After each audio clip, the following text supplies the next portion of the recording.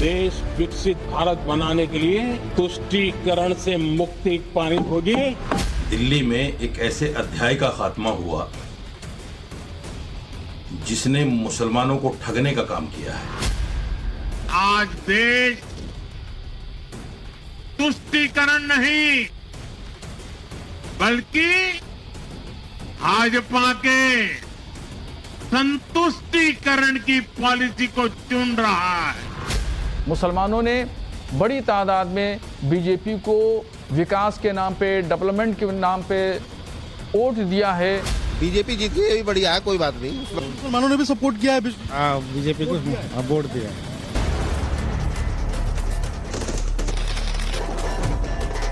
क्या तुष्टीकरण की सियासत पर देश में ताला लगने वाला है? क्या देश में मोदी योगी के नाम पर मुस्लिमों को डराने का खेल खत्म हो गया?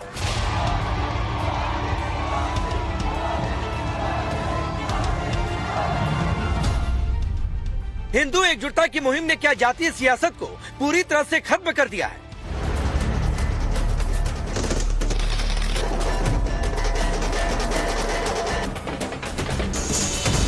मिल्की पुट्टू दिल्ली के चुनावी नतीजों से मैसेज लाउड एंड क्लियर है कि मोदी योगी को मुस्लिम और पीडीए विरोधी बताने वाला दांव पूरी तरह से फुस हो गया। ये सारे सवाल इसलिए क्योंकि दिल्ली टू मिल्कीपुर के चुनावी नतीजे संकेत यही दे रहे हैं। दिल्ली में बीजेपी ने 27 साल का वनवास तो खत्म किया ही, मुस्लिम बहुल सीट मुस्तफाबाद से बीजेपी के मोहन सिंह बिष्ट ने जीत हासिल की। उधर सपा के गढ़ और पीडीए बहुल मिल्कीपुर में 60,000 से ज्यादा वोटों से जीत हासिल कर बीजेपी ने विरोधियों को सदमे में डाल दिया। कल जीत के बाद पीएम मोदी जब कार्यकर्ताओं के बीच पहुंचे, उन्हें इस चुनावी जीत के संकेतों का आभास बखूबी था। लिहाजा उन्होंने मंच से तुष्टीकरण के खात्मे और संतुष्टीकरण की पॉलिसी का शंखनाद कर दिया। हर वर्ग ने भारी संख्या में भाजपा के लिए मतदान किया है, अभूतपूर्व विजय दिया है। साथियों, आज देश तुष्टीकरण नहीं बल्कि भाजपा के संतुष्टीकरण की पॉलिसी को चुन रहा है। सोचिए, जिस मिल्कीपुर में यादव पासी, गैर पासी, दलित और मुस्लिम मतदाता करीब 2,10,000 हो, वहाँ सपा के अजीत प्रसाद इनमें से आधे वोट भी हासिल नहीं कर पाए। उन्हें सिर्फ 84,687 वोट मिले। 61,710 वोट से हार का सामना करना पड़ा। संकेत साफ है, पीडीए का हाथ सपा के साथ नहीं। जिस दिल्ली में दंगों के बाद मुस्लिमों को डराया गया, सीए विरोध के नाम पर मुस्लिमों को उकसाया गया, उसी दिल्ली में बीजेपी ने सिर्फ बम्पर बहुमत हासिल नहीं किया बल्कि मुस्लिम बहुल मुस्तफाबाद, शाहदरा और रिठाला इलाके में भी जीत हासिल की। मुस्तफाबाद में 40% मुस्लिम आबादी है, शाहदरा में 30%, जबकि रिठाला में मुस्लिम वोटर्स की आबादी 30% से ज्यादा है।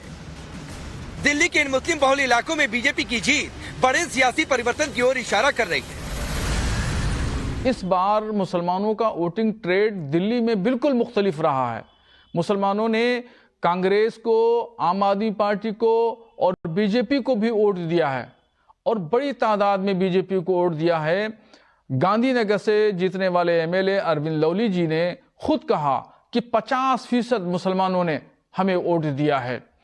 और एक जीतने वाले बीजेपी की विधायक का ये ऐलान बड़ी अहमियत रखता है। हर जगह से मुसलमानों ने बड़ी तादाद में बीजेपी को विकास के नाम पे, डेवलपमेंट के नाम पे वोट दिया है कि ये दिल्ली की तरक्की के लिए बेहतर से बेहतर इंतजामात करेंगे। तमाम दिल्ली वासियों को भारतीय जनता पार्टी की बम्पर जीत पर दिली मुबारकबाद। मेरी मेहनत, मेरा वोट, मेरी दुआ कामयाब हो गई और दिल्ली में भारतीय जनता पार्टी जीत गई। दिल्ली में एक ऐसे अध्याय का खात्मा हुआ जिसने मुसलमानों को ठगने का काम किया है और सिर्फ मुसलमानों को नहीं, मुसलमानों के जो इमाम हैं उनको भी ठगने का काम किया है। दिल्ली में मुस्लिम बाहुल्य सीटों पर बीजेपी को मिलने वाले मुस्लिम वोटों के लिए जो नैरेटिव सेट किया गया था, उसकी कमर तो मौलाना ने वोटिंग से पहले तोड़ दी थी। मौलाना साजिद रशीदी कह चुके थे वो बीजेपी को वोट करें। लेकिन मुस्लिम वोटों में बीजेपी की सेधमारी और पीडीए वाला भ्रम टूटने से सबसे ज्यादा नुकसान अखिलेश यादव को हुआ। जब मिल्कीपुर में समाजवादी पार्टी का एम कार्ड नहीं चला तो बौखलाहट में नेताओं के बयान आने लगे। अखिलेश यादव तो अभी भी बार बार चुनावी प्रक्रिया पर सवाल उठा रहे। ये चुनाव नहीं था, ये लूटा था इन्होंने चुनाव, और ये जनता देख रही है। ये पीडीए के लोग, पीडीए समाज के तमाम मतदाता देख रहे हैं कि उनके साथ क्या भेदभाव हो रहा है। जो लोग मिल्कीपुर जीत करके कोई संदेश देना चाहते हैं, अयोध्या की हार मिल्कीपुर की जीत बराबर नहीं कर सकती है। अयोध्या की हार हमेशा हमेशा के लिए अयोध्या की हार रहेगी, वो बदला नहीं हो सकता मिल्कीपुर की जीत।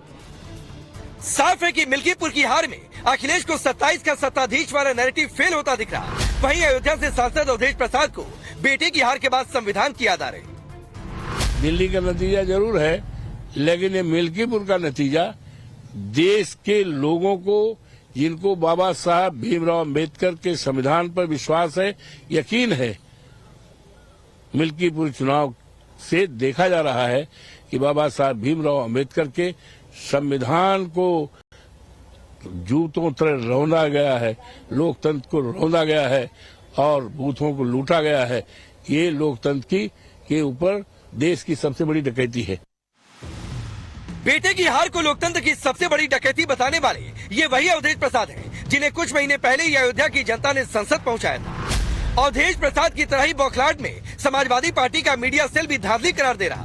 मीडिया सेल की तरफ से कहा गया, पीडीएम मतलब 90% जनता ने खुद अपनी आंखों से ये धांधली देखी। लेकिन सवाल है कि जब बहुतायत में जनता ने सपा को वोट ही नहीं किया तो किस मुंह से 90% लोगों की बात कर रहे हैं।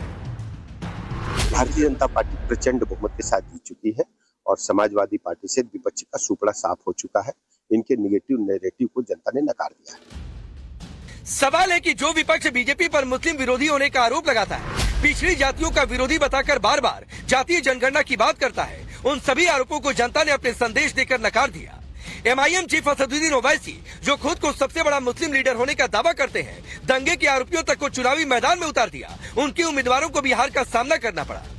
साफ है, इस बार के दिल्ली से लेकर मिल्कीपुर चुनाव में मुसलमानों ने बीजेपी को वोट देकर बता दिया है कि जो भी विकास की बात करेगा उनका वोट उन्हीं के साथ जाएगा। अब तुष्टीकरण वाली पॉलिटिक्स नहीं चलने वाली। Bureau report, times now of Bharat. तो चलिए मैं आपका परिचय पहले आज के मेहमानों से करवाता हूं। हमारे साथ राजीव जेटली है, भारतीय जनता पार्टी के नेता और प्रवक्ता। मौलाना साजिद रशीदी हैं, जो कि प्रेसिडेंट है ऑल इंडिया इमाम एसोसिएशन के। अजय वर्मा जी कांग्रेस पार्टी के नेता, और प्रोफेसर धर्मेंद्र यादव हैं, समाजवादी पार्टी के नेता और प्रवक्ता। आप सभी का बहुत बहुत स्वागत है। साजिद रशीदी, आपसे ही शुरू करता हूँ, क्योंकि आपने जो बयान दिया उसके बाद पहली बार आप मेरे शो में भी आ रहे हैं।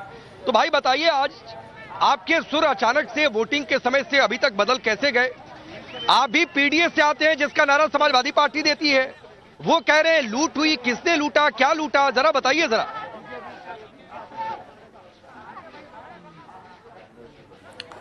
देखिए, ये इस तरह के जो बयान हैं, ये सब सियासी बयान हैं। हर हारने वाली पार्टी इस तरह के बयान देती है और देती आई है। सवाल ये है कि समाजवादी पार्टी ने, कांग्रेस ने, आम आदमी पार्टी ने मुसलमानों को किस तरह लूटा है वो समझने की बात है। किस तरह ठगा है वो मुसलमान समझने की बात है। मुसलमानों पर इन पार्टियों ने एक टैग लगा दिया कि मुसलमान बीजेपी को हराने के लिए वोट करता है। मैंने वोट देकर और सबके सामने ये बताकर कि मैंने बीजेपी को वोट दिया है, ये बताने और जताने की कोशिश की है कि मेरे समाज के ऊपर जो टैग लगा है कि हम बीजेपी को हराने के लिए वोट करते हैं, ऐसा नहीं है।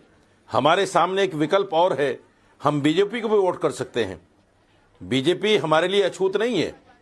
बीजेपी भी एक ऐसी पार्टी है हमारे लिए, जैसे कांग्रेस है, समाजवादी है, या आम आदमी पार्टी है, या अन्य कोई भी पार्टी हो। बीजेपी भी ऐसे ही है। ये देश संविधान से चल रहा है और संविधान में हर किसी को हर जगह वोट करने का अधिकार है।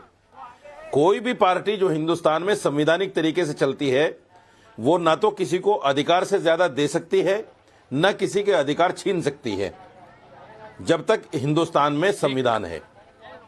तो मैंने अपने समाज को एक मैसेज दिया है कि अब इन पार्टियों के बहकावे में ना आए और अपने आप को गुलामी की जंजीरों से निकालें, डर और भय खत्म करें अपने अंदर से और खुलकर सीना तान कर इस हिंदुस्तान में जीने का काम नहीं, करें। बहुत सही बात है साजिद रशीदी जी। आपने एक प्लेटफॉर्म भी सेट कर दिया।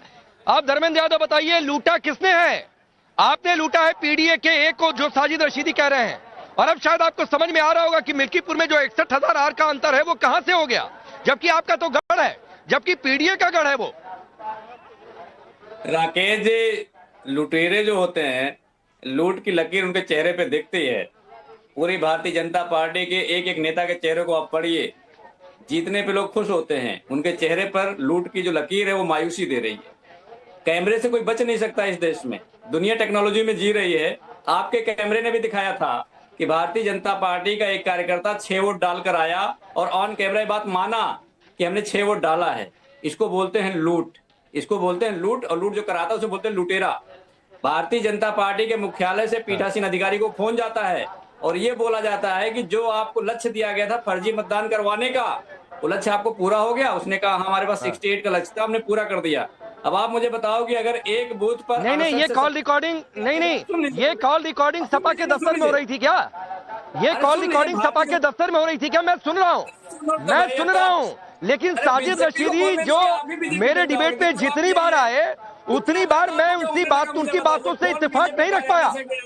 बहुत कम ऐसे मौके आए जब शायद मैं उनकी बातों से सहमत हुआ हूँगा, लेकिन आज वो एक फैक्ट कर रहे हैं, आपको आईना दिखा रहे हैं, तो आपको साजिद रशीदी बुरे लग रहे हैं। उदाहरण में आपके पेट का दर्द, क्योंकि आपने जो ठेकेदारी कर रखी थी कि भाई ये समुदाय तो हमारा ठेकेदार, हम ठेकेदार बने हुए हैं, वो ठेकेदारी खत्म हो रही है। जो तथ्य आपके सामने दिख रहे हैं, जो ऑन कैमरा दिख रहा है, अरे क्या तथ्य है, रिकॉर्ड दिख रहा है, उसके बारे में सुनिए।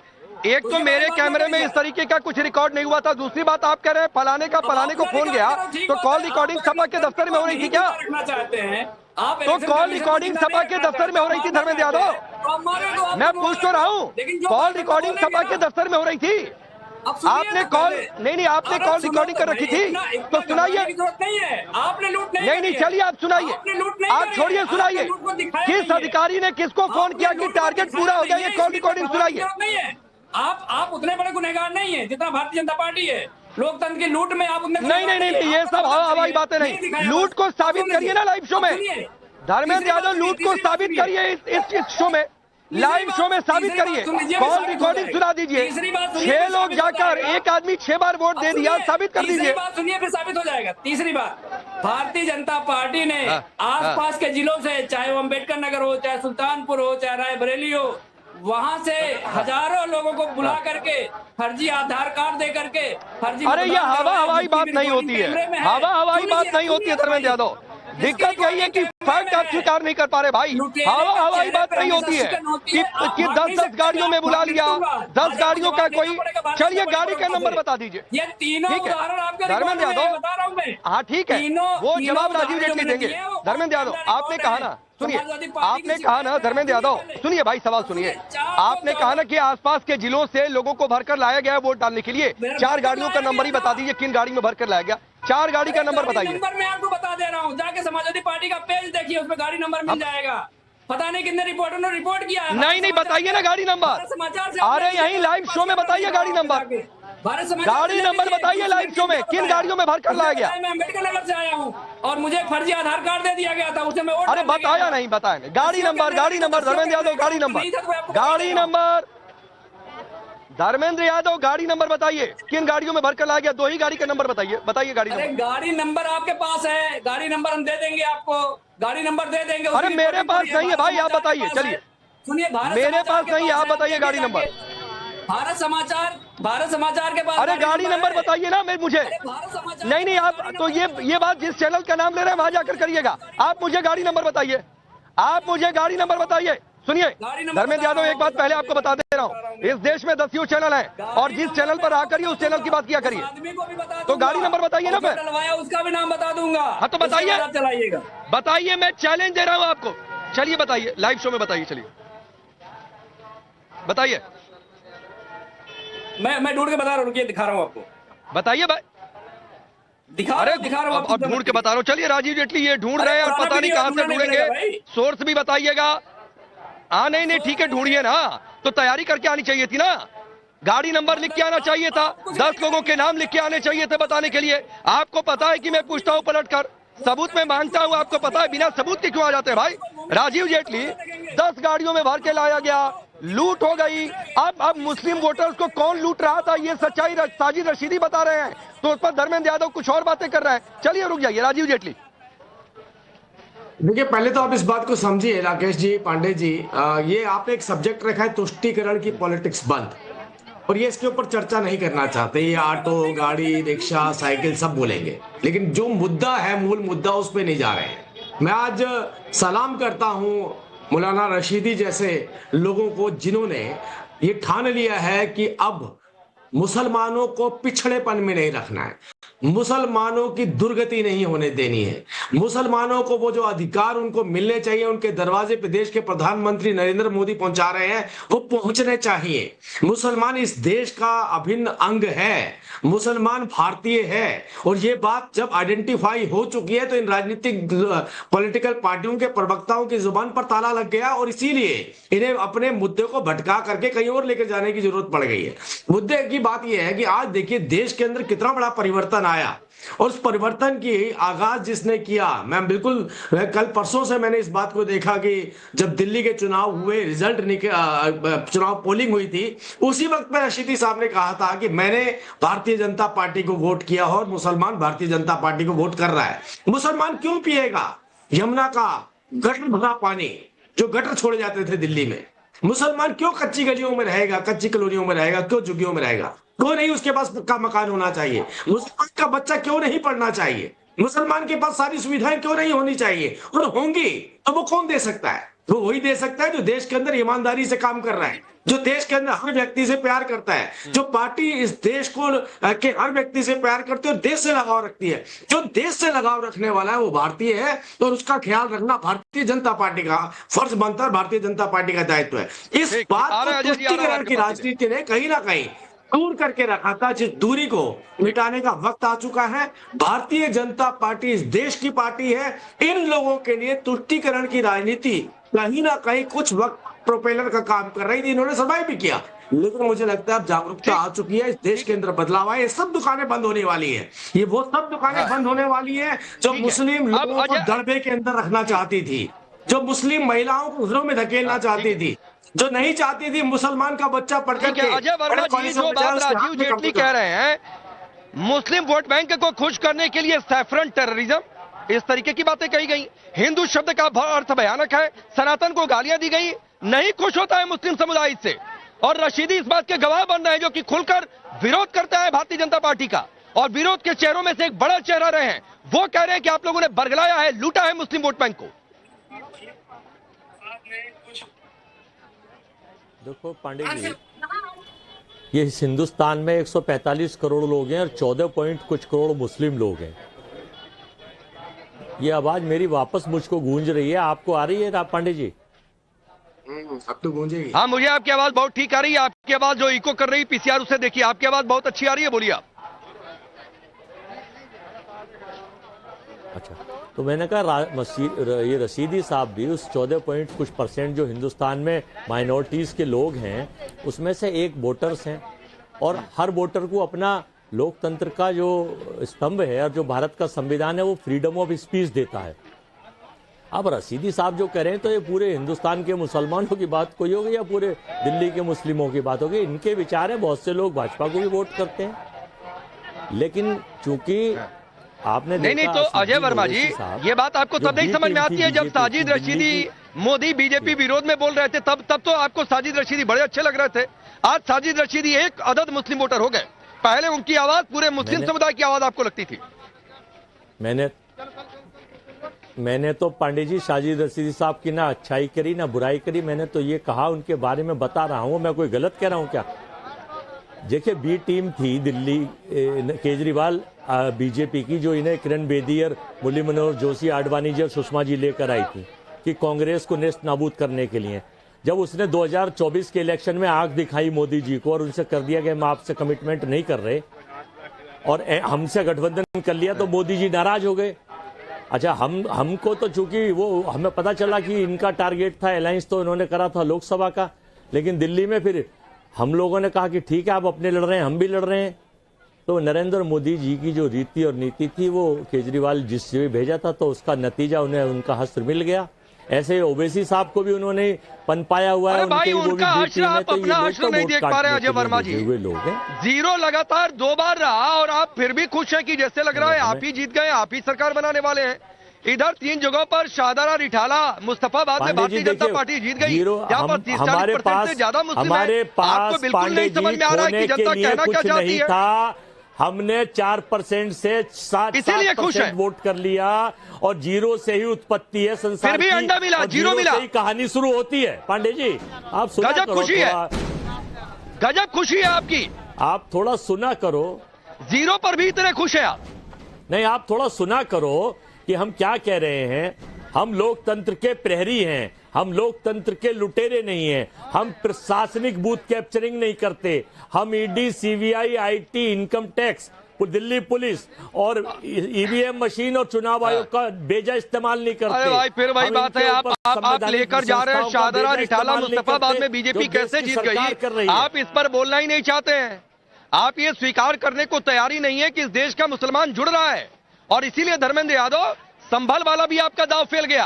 5-5 लाख आपने जाकर जो पत्थरबाजों को मुआवजा बांटा, उनके घर वालों को, वो दांव भी फेल गया। तो समझिए कि इससे मुस्लिम समुदाय खुश नहीं होता है कि पत्थरबाजों, गोलीबाजों को जाकर मुआवजा बांट देंगे, महाकुंभ को लेकर कुछ भी अनर्गल बोल देंगे। इससे मुस्लिम समुदाय नहीं खुश होता है। धर्मेंद्र यादव, राकेश जी, आप जिस जगह पे खड़े हैं, सनातन के लोगों को भारतीय जनता पार्टी ने, मौत नहीं हुई, हत्या हुई है, भारतीय जनता पार्टी के विधायक ने बोला है। और ये बात भारतीय जनता पार्टी प्रवक्ता बताए कि उनका विधायक गलत बोला, सही बोल रहा है।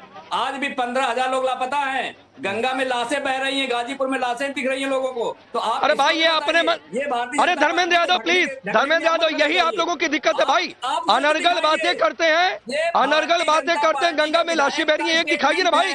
रोज यहीं पर हूँ 12 तारीख से, एक मुझे नहीं दिखी, ना यहाँ पर किसी को दिखी। दिक्कत सिर्फ आप लोगों की यही है कि आप लोग नहीं स्वीकार करने को तैयार है। धर्मेंद्र यादव, ये बात मैं आपको ऑन कैमरा बोल रहा हूँ, आप सुनवाइए पूरे देश को। उन्होंने बताया कि भारतीय जनता पार्टी किशोर गुर्जर ने कह दिया, उसको इंडोर्स करने के लिए थोड़े नहीं बैठा है। अगर कहा है तो गलत कहा है, और उसका राजीव जेटली जवाब देंगे। 2013 में भी लोगों की जान गई थी, तो हत्या मानेंगे आप उसे? धर्मेंद्र यादव, 2013 में भी लोगों की जान गई थी, तो हत्या मानेंगे आप उसे? अरे भाई, 2013 में भी लोगों की जान गई थी, तो हत्या मानेंगे उसे? विधायक गलत कह रहे हैं क्या, ये बोलिए। अरे नंद किशोर गुर्जर ने कहा, तो मैं कह रहा हूँ, सुनिए धर्मेंद्र, अरे धर्मेंद्र यादव सुनिए, हाँ सुनिए। नंद किशोर गुर्जर ने कहा है तो गलत कहा है, गलत कहा है, क्यों कहा है, क्या एक्शन होगा, राजीव जेटली जवाब देंगे। लेकिन इस सर पर क्या 2013 में भी मौतें हुई, तो हत्या मानेंगे आप उसे? लाइन में खड़े हैं, परेशान हो रहे हैं, आप ये भी बोलिए कि ये गलत है, आप ये भी बोलिए। अब सुनिए दूसरी बात, जो आप कह रहे थे कि गाड़ी का नंबर दीजिए, मैं आपको गाड़ी का नंबर भी दूंगा, गाड़ी में जो बैठ के फर्जी वोटर आया था वो भी दूंगा, और जिस मंत्री के कहने पे वोट डालने आया था वो भी दूंगा। आप अपने इस चैनल पे चलवाइए। नहीं, बिल्कुल दीजिए। और मैं आपको एक और फ्री की एडवाइस दे रहा हूँ, अभी सवाल टालिए नहीं, आपको फ्री की एडवाइस दे रहा हूँ। बोलिए कि आपकी पार्टी एक बड़ा लंबा चौड़ा प्रेस कॉन्फ्रेंस करे, आप मुझे लौट कराइए। ये संभल वाले पत्थरबाजों को मुआवजा, महाकुंभ पर अनर्गल टिप्पणियां, गंगा में लाशें बह रही, नहीं कमाया भाई। साजिद रशीदी जैसे लोग नहीं खुश हुए इस बात से। देखिए राकेश जी, सुनवाइए इसको पूरे देश को। भारतीय जनता पार्टी के मंत्री को फोन कर रहा है आदमी, यही लोकतंत्र है। ये लूट नहीं है तो क्या है मुझे बताइए, लोकतंत्र की हत्या नहीं है तो क्या है मुझे बताइए, भारतीय जनता पार्टी नाकामी नहीं है तो क्या है? आप फिर ना रुक जाइए। राजीव जेटली एक रिप्लाई करिए। नहीं रुक जाइए भाई, राजीव जेटली रिप्लाई, रुकिए। आज संभल के पत्थरबाजों के घर जाकर मुआवजा बांट दे, तुष्टीकरण के लिए उस पर आप बोलना नहीं चाहते हैं। महाकुंभ पर अनर्गल टिप्पणियां, उस पर कुछ बोलना नहीं चाहते, ठीक है। राजीव जेटली रिप्लाई करिए, फिर रशीदी जाऊंगा आपके पास।